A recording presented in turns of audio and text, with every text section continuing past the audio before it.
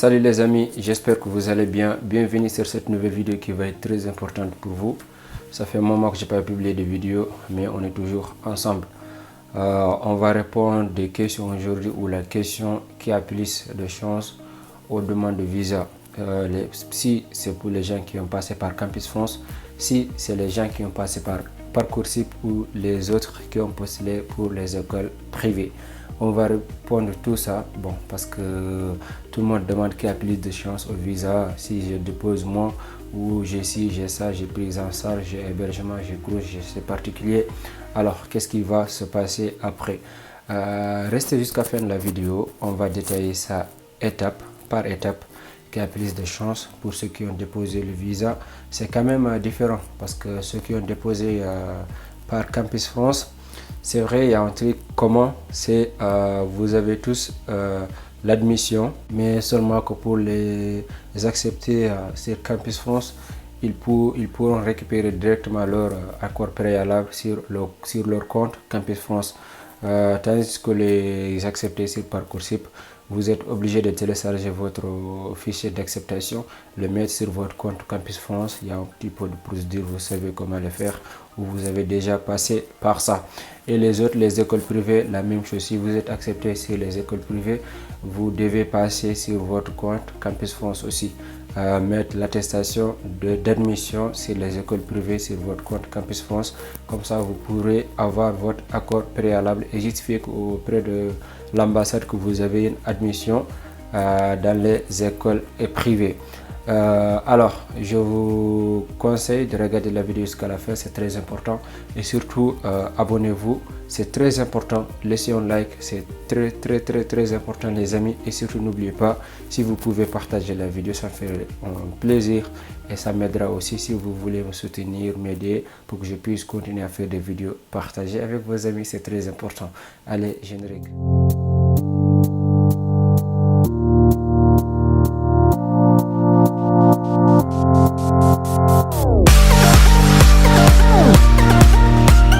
Alors, si je parle de visa, forcément je vais parler des documents à fournir pour le visa parce que c'est la base.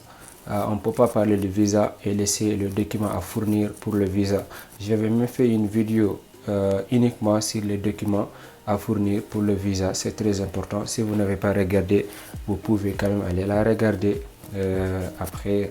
Sinon, comme vous voulez, finir quand même la vidéo, aller regarder ou aller regarder et revenir, c'est à vous de choisir.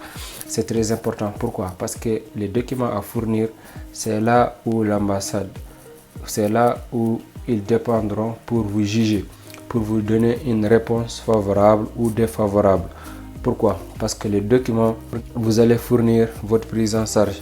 J'appuie bien ici, la prise en charge, c'est la base, c'est la première des choses à vérifier sur votre dépôt de visa. Si vous avez une bonne prise en charge, ça vous aidera d'avoir votre visa.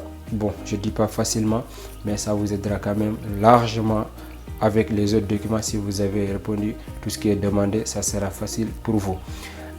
Deuxièmement, c'est attestation de prise en charge, ce qui est dans la prise en charge. Pourquoi? Parce que la prise en charge, bon, on peut dire que la prise en charge, c'est les bulletins de salaire, c'est 4 séjours de ton garant et autre chose. Vous savez quoi fournir. Maintenant, l'attestation de prise en charge, c'est là où ton garant précise combien il te donnera chaque mois. Si c'est 615 €, ce qui est recommandé. Si c'est 400, si c'est 200, si c'est 300. Parce qu'il y en a certaines qui prennent 2 garants. Là aussi, c'est important. Vous pouvez les partager. Chacun donne 200 ou 300 ou 400. C'est moins. Deuxièmement, c'est l'attestation d'hébergement. L'attestation d'hébergement, c'est important parce que c'est la base aussi. Si tu n'as pas d'hébergement, tu ne pourras pas avoir le visa. De deux, si tu as l'hébergement ou qui n'est pas, par exemple, correct, ou tu as juste fait ça pour avoir le visa, si tu viens une fois en France, tu vas galérer parce que tu n'auras pas où dormir ou tu vas rester là-bas quelques jours et quitter, venir la ville où tu vas étudier. Tu galères par logement, là tu peux pas étudier, c'est un peu embrouillant quand même. Voilà. Et troisièmement, c'est votre document que vous avez mis sur votre compte Campus France. Là, c'est important, mais là, quand même, je ne pense pas si ça va causer un refus de visa. Si quelqu'un d'entre vous m'envoie un message, ah, j'ai eu le refus de visa, pourquoi? Parce que j'ai pas mis mon bulletin de baccalauréat. Là, quand même, c'est un peu dommage parce que tes documents, tu les as déjà tous. Du coup, il te restera juste que les scanner ou tu as déjà scanné. Voilà. Du coup, mets ça sur ton compte. Je sais pas si tu déposes en ligne sur ton compte France Visa. Si c'est en présentiel, voilà, tu les imprimes tous. Tu ramènes ça le jour de ton dépôt de visa. C'est très facile. Ce qui est plus intéressant aussi, c'est les lettres explicatives. Les lettres explicatives, si vous avez un souci par exemple d'hébergement, un souci de prise en charge que vous voulez préciser. Mais lettres explicatives que beaucoup d'entre vous pensent que c'est réservé uniquement pour hébergement. Non, non. Lettres explicatives, c'est-à-dire juste si tu as un souci, si tu as un problème ou bien tu n'as pas sûr de quelque chose. Tu prends, tu écris une lettre explicative, tu expliques bien le sujet. Il n'y a pas de copier-coller, il n'y a pas de lettre explicative, ça doit être ça, ça doit être ça. Si tu écris à ta manière, tu expliques bien, tu écris bien, c'est tout. C'est ça, lettre explicative. Maintenant, si vous avez un problème pour écrire une lettre explicative, vous pouvez m'écrire un PV, vous aider ou vous envoyer des exemplaires. Voilà, vous pouvez adapter, voilà, ou regarder les idées quand même, comment les autres l'ont fait, ou bien comment moi je peux faire. C'est intéressant. Voilà. Pour ceux qui sont acceptés sur les écoles privées, les établissements non connectés à Campus France, l'avantage, c'est que vous pouvez avoir votre visa facilement. Et le contraire, l'inconvénient, c'est que vous pouvez avoir votre refus de visa facilement. Pourquoi? Parce que si vous êtes accepté sur les écoles privées, vous êtes obligé d'avoir une bonne prise en charge. Pourquoi? Parce que les écoles privées, vous les payerez cher. Et si vous n'avez pas une bonne prise en charge, et là, ils diront que même les écoles privées, possible de sacrifier pour payer. Mais quand même, tu as raison, si tu veux étudier, il faut sacrifier, c'est important. Mais ils vont dire que tu as payé ça et tu n'as encore rien si tu viens une fois en France. Et là, vraiment, c'est à revoir. Par exemple, tu payes 8 000 ou 7 000, juste un exemple. Mais l'école privée, ça peut te coûter 1 000 € ou 2 000 €. On ne sait pas, on ne sait jamais, ça dépend des écoles. Tu payes 8 000 et alors que tu as pris en charge ton garant à 2 000 ou 1 500 € par mois. Et alors, ils vont même te demander pourquoi, comment tu as eu même tes 8 000 ou 7 000 pour payer cette école. Et là, c'est un peu bizarre. Méfiez-vous si vous êtes accepté sur les établissements non connectés à Campus France. Regardez une bonne prise en charge. De 8 000, de 9 000, de 5 000, c'est important. Et si vous avez quand même aussi le moyen de faire 2 prises en charge, 3 prises en charge, ça à vous de voir, mais je ne vous conseille pas de faire 3 prises en charge. 2 maximum, c'est bon quoi, ça peut le faire.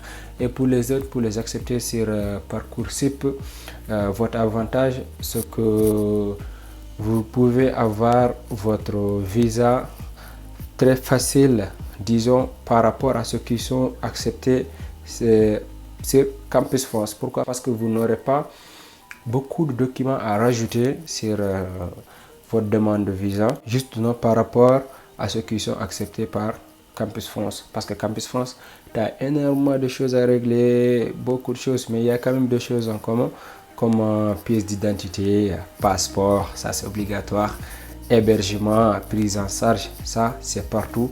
Si tu es accepté sur les écoles privées, Parcoursup, Campus France, ils te demanderont passeport, carte d'identité. On a déjà parlé des documents à fournir pour la demande de visa, parce que sans ces documents-là, vous n'irez nulle part. Du coup, si on parle de documents, forcément, je vous parle comment bien ranger ce document, comment bien classer ce document pour la demande de visa. Ouais, beaucoup d'entre vous pensent que classer ce document ou ranger ce document, bon, c'est juste le trier aléatoirement, le déposer, voilà, juste que ça soit un peu collé. Mais non, si je vous parle de bien ranger ce document, c'est de ne pas mélanger ces dossiers, c'est de ne pas mélanger les volets par exemple, parce que vous avez volet hébergement, volet financier, volet pédagogique et autres. Du coup, vous devrez juste classer volet par volet. Et aussi de ne pas mélanger, par exemple, mettre la prise en charge et après mettre vos documents, amener hébergement, mettre autre chose. Ne vous inquiétez pas, je vous ferai une vidéo si vous voulez comment bien classer vos documents, c'est très important. Mais j'appuie très bien ici.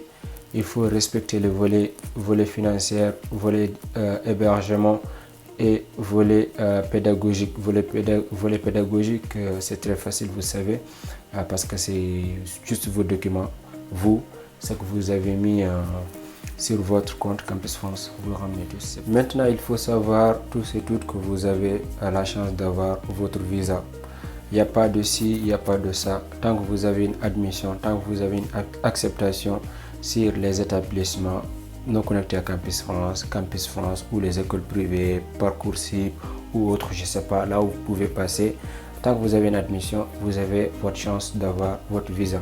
Maintenant, il faut bien fournir les documents demandés aux demandes de visa pour le dépôt de visa. Bon, la prise en charge, hébergement, vos documents que vous avez mis sur votre Campus France. S'il faut les lettres explicatives, n'hésitez pas, faites-le. Et aussi, respectez votre rendez-vous, le jour de votre rendez-vous. Venez à l'heure, il faut vous comporter bien parce qu'il peut vous demander certaines questions. Il peut vous questionner, par exemple, le lien de parenté entre toi et ton garant, ou de bien expliquer la lettre explicative que tu as fournie. Qu'est-ce que ça veut vraiment dire? C'est juste pour avoir plus de renseignements et être sûr qui a écrit la lettre et que vous avez bien expliqué et ou ce que vous voulez vraiment parler sur la lettre. C'est très important. Et faites vraiment attention d'ici. Ça peut vous causer un petit problème parce qu'ils vont considérer c'est juste comme entretien de demande de visa. S'ils vous questionnent et que vous n'avez pas bien répondu les questions, là c'est grave. Du coup, il faut bien se préparer aussi. C'est très important et ça vous aidera une fois qu'ils étudieront votre dossier. Alors, j'espère que la vidéo vous a plu. Abonnez-vous, likez, partagez. Comme d'habitude, c'est très important pour soutenir. Et on se dit les amis à la prochaine vidéo.